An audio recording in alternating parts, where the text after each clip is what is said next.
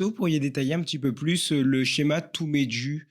Du coup, on les narcissistes et les troubles, de la tétrade noire. Vous avez utilisé l'anglicisme habituel, entitlement, qui est c'est parce que bon, on a des difficultés à traduire. Nous, on a traduit ça en français par tout médu ou le schéma de droit personnel exagéré.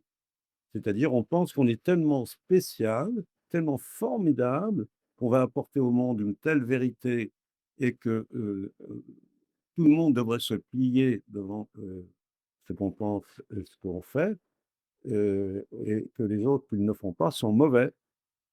C'est ce que font les leaders narcissiques et notamment les leaders narcissiques malveillants. Ils ont une telle bienveillance, vis-à-vis de l'humanité et des autres que tout le monde devrait les suivre. Et c'est un argument qui peut marcher, comme je vous l'ai dit tout à l'heure, en cas de crise. En disant: «Enfin, on n'a pas essayé celui-là, mais il nous annonce quelque chose». Donc il y a un côté charismatique, chez les leaders, mais il prétend le faire pour le bien des autres, mais il le fait pour le plus grand succès de lui-même et de son équipe et de ses oligarques. Donc l'instauration d'une oligarchie ou d'une tyrannie passe par cette phase narcissique, où tout lui est dû parce qu'il est l'élu. Il est l'élu de Dieu, du peuple. Ça me fait penser à Raskolnikov dans, Crime et châtiment de Dostoïevski, qui entretient cette idée qu'il y a des hommes plus grands qui ont le droit de tuer. Par exemple, il citait Napoléon qui a le droit de tuer pour une plus grande cause parce que c'est Napoléon. Et donc lui va justifier son envie de meurtre, qui est juste une question pour avoir plus de sous, au final, de poursuivre cette petite vieille qui, gardait les sous. Il va la justifier dans le fait que lui, c'est quelqu'un de spécial, c'est quelqu'un de plus grand, c'est quelqu'un qui a le droit de faire ça. Oui, Et c'est le surhomme, nietzschéen aussi. oui, c'est vrai. Il a des droits spéciaux. Mais vous avez raison de citer Dostoïevski, c'est un très bon cours de psychologie. Il y a deux bons cours de psychologie dans la littérature. Il y a Dostoïevski et il y a Proust. Vous pouvez apprendre la psychologie en lisant, «À la recherche du temps perdu» et «Les œuvres complètes» de Dostoïevski. Et je vous recommande en particulier le Sous-sol, c'est c'est le narcissisme blessé, c'est l'humiliation, c'est la voie de l'humiliation. Et alors bon, c'est très intéressant à lire et effectivement, Crime et châtiment, c'est l'homme supérieur qui a tous les droits parce que et qui justifie une attitude prédatrice tout à fait médiocre par l'utilité de son projet personnel. Donc Dostoïevski est un énorme psychologue, très grand psychologue. Quelles sont les étapes que maintenant quelqu'un pourrait faire, pour réduire son sentiment de tout médu, par exemple?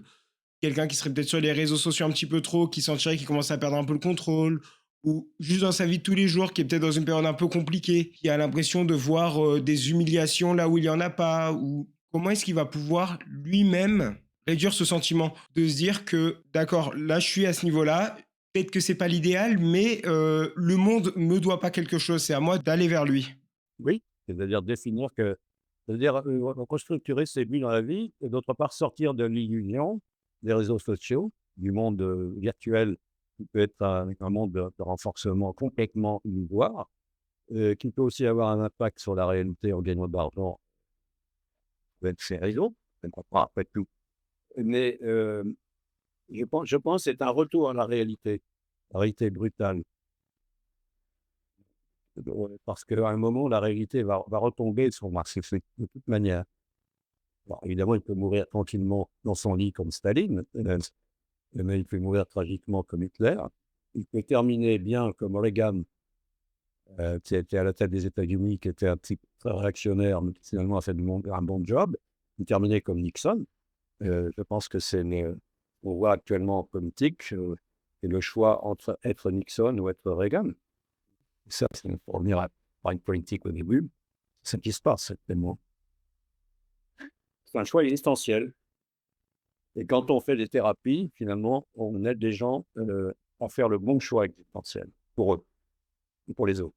Et au niveau politique, vu qu'on est souvent dirigé par, forcément des personnes qui ont en tout cas une personnalité qui va tendre vers un narcissisme, à quel point est-ce que certaines politiques, surtout récentes, pourraient être guidées par une volonté de sadisme envers le peuple, du coup, vu que maintenant on sait qu'ils corrèlent? Il y a toujours, chez les leaders narcissiques graves, il y a toujours une part de sadisme. C'est malheureux à dire. On est en train d'explorer le côté sombre de la personnalité humaine, mais l'histoire nous l'enseigne aussi. Il y a pas Si on fait un minimum de psychologie historique, on le retrouve. Vous verrez ça dans le livre pour les narcissiques célèbres, hein. Donc, vous verrez qu'il y a quand même pas mal de chapitres entiers. Il y a 5 pages sur Trump. Il y a les leaders narcissiques colorés, mais qui sont à haut fonctionnement, comme Churchill, qui était quand même quelqu'un de très narcissique, n'oublions pas.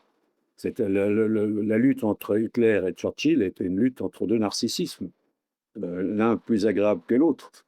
Mais ça a été le cas. S'il n'avait pas une motivation narcissique, Churchill, qui était de faire mieux que son père, qui l'humiliait, le considérant comme un crétin, il n'aurait quand même pas passé 4 ans à se battre contre la pire calamité qu'a eu l'humanité, hein.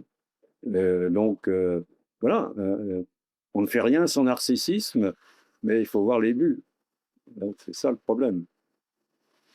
C'est pour ça que je parle de choix existentiels. D'après vous, qu'est-ce qui devrait changer dans la conception populaire du terme narcissique? Qu'est-ce que les gens ont souvent faux qui serait peut-être pas attribué au narcissisme ou qu'est-ce qui devrait être éclairé peut-être pour une meilleure compréhension?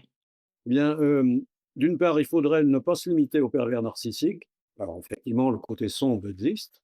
Voir qu'il y a un narcissisme positif qui est de mettre l'estime de soi dans la réalisation d'œuvres ou de comportements ou de choses qui sont à la fois bonnes pour soi et pour les autres. Et se dire aussi que le narcissisme ou l'estime de soi sont le gardien d'un bon état mental. Mais le problème, c'est de savoir quelle est la visée qu'on a. C'est essentiellement ça le problème. Est-ce qu'une haute estime de soi implique nécessairement un narcissisme ou est-ce que le narcissisme va être impliqué dans la différence entre la compétence et l'estime? Bah, il faut tracer la ligne entre le narcissisme normal. On peut aussi voir que beaucoup de leaders sont des narcissiques à haut niveau. Bah, ils savent tenir compte de la réalité. Ils mettent finalement leur désir dans des œuvres qui dévalorisent les autres, mais il y a un retour. Quand il n'y a pas de retour, on est dans le narcissisme pathologique, où l'autre est considéré comme un objet indéfiniment manipulable pour la plus grande gloire et la grandiosité du trouble narcissique. Vous distinguez le trouble narcissique du narcissisme normal et de l'estime de soi justifiée, pas se laisser monter sur les pieds aussi. Mais quand ça devient autre chose, c'est-à-dire que ça devient soit tous mes dûs parce que c'est moi, ou suivez-moi parce que je suis le meilleur, c'est là où est le problème.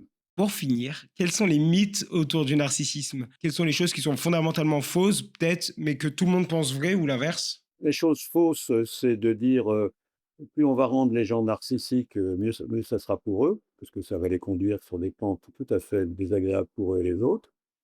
Ça, c'est le principe éducatif sans frustration est une erreur.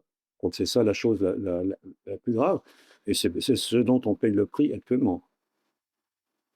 Donc c'est ça, c'est l'erreur, en gros, autour des années 60-70, soit en France, l'erreur Dolto, soit aux États-Unis, le mouvement qui était donc de l'estime de soi à tout prix et pour tout le monde. Exagéré, exagéré. Il a montré d'ailleurs que des hauts scores d'estime de soi sur les échelles corrélaient avec la psychopathie. Donc les psychopathes, ils n'ont pas de problème d'estime de soi, non. Ils sont les meilleurs et les autres n'ont qu'à leur céder. C'est ce en particulier un psychologue comme Seligman a mis en avant. Il le refait, ils ont dit attention. Et c'est pour ça qu'on a développé la psychologie positive. Donc on fait des TCC, des thérapies cognitives pour les trucs de personnalité et aussi les thérapies psychodynamiques parce qu'elles marchent aussi.